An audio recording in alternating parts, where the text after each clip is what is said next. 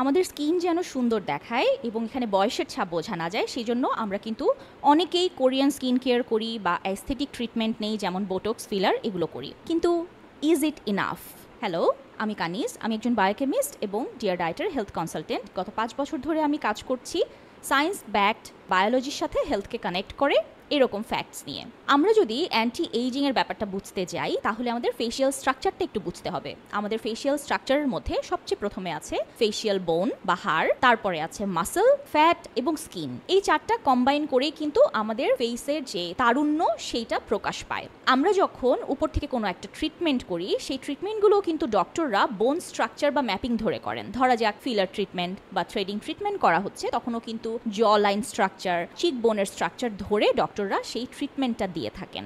রিসার্চে দেখা গেছে early 20s থেকে আমাদের ফেশিয়াল বোন স্ট্রাকচারটা চেঞ্জ হতে থাকে। যেমন আমাদের জ বোনের যে লেংথ আছে এবং হাইট আছে সেগুলো কমতে থাকে, আমাদের আই বলের যে সকেটটা আছে সেটা বড় হতে থাকে। যতই আমরা উপর থেকে অনেক কিছু অ্যাপ্লাই করি, যে কোনো ট্রিটমেন্ট করি, তার থেকে বড় ব্যাপার কিভাবে আমরা লাইফস্টাইল লিড করছি এবং আমাদের নিউট্রিশনগুলো কিভাবে আমাদের শরীরে যাচ্ছে। এই ফেশিয়াল স্ট্রাকচার বা ফাউন্ডেশন ঠিক রাখার জন্য আজকে 4টা ইম্পর্টেন্ট এলিমেন্ট নিয়ে কথা বলবো, যেগুলো অবশ্যই খাবারে প্রতিদিন যেন থাকে সেটা আমাদের খেয়াল রাখতে হবে। প্রথমত, আমরা সবাই জানি যে ক্যালসিয়াম আমাদের বোন স্ট্রাকচারটাকে ঠিক রাখে, সুতরাং অবশ্যই আমাদের ক্যালসিয়াম নিতে হবে। ক্যালসিয়াম শরীরে অ্যাবজর্ব করার জন্য আমাদের প্রপারলি ভিটামিন D3 এবং ম্যাগনেসিয়াম থাকাটা জরুরি। এই দুটো জিনিস আমাদের ক্যালসিয়ামকে রক্তে অ্যাবজর্ব করতে হেল্প করে। সমস্যাটা হচ্ছে রক্ত কিন্তু ক্যালসিয়াম থাকার জায়গা না। ক্যালসিয়াম যদি আমাদের রক্তে থাকে তাহলে সেটা ক্যালসিফিকেশন বা রক্তনালীতে প্লাক জমে রাস্তাটা আস্তে আস্তে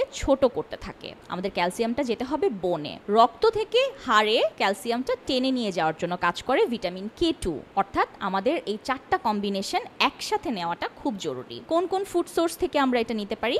আমরা জানি ক্যালসিয়াম থাকে হচ্ছে ডেইরি প্রোডাক্টে সব থেকে বেশি। দুধ, চিজ, দই এগুলো খুব ভালো সোর্স। D3 আমরা পাচ্ছি সূর্য থেকে। প্রতিদিন যদি সকাল 8টা থেকে 9টার মাঝে একটু সান এক্সপোজার নিতে পারি তাহলে সেটা সব থেকে ভালো হয়। ম্যাগনেসিয়ামের যে সোর্স সেটা সিডস বা নাটস থেকে অনেকখানি চলে আসে। পালং শাকে আছে, আমন্ড, চিয়া সিডস, কুমড়ার বিচি, ব্রাউন রাইস বা লাল চালে এবং খোসা সহ যদি আমরা আলু নিতে পারি তাহলে ম্যাগনেসিয়াম সোর্সটা আমরা ভালোভাবে নিতে পারছি। K2 থাকে আমাদের বেশ কিছু চিজে এবং অর্গান মিট যেমন কলিজাতে, আর থাকে ডিমের কুসুমে। সো আমরা যদি আমাদের হেলথ নিয়ে কনসিয়াস হই এবং আমরা বোন স্ট্রাকচার ফাউন্ডেশনটা ঠিক রাখতে চাই ইউথফুল লুক ধরে রাখার জন্য, তাহলে অবশ্যই আমরা এই 4টা নিউট্রিয়েন্ট সমৃদ্ধ খাবার প্রতিদিন তালিকায় রাখার চেষ্টা করব।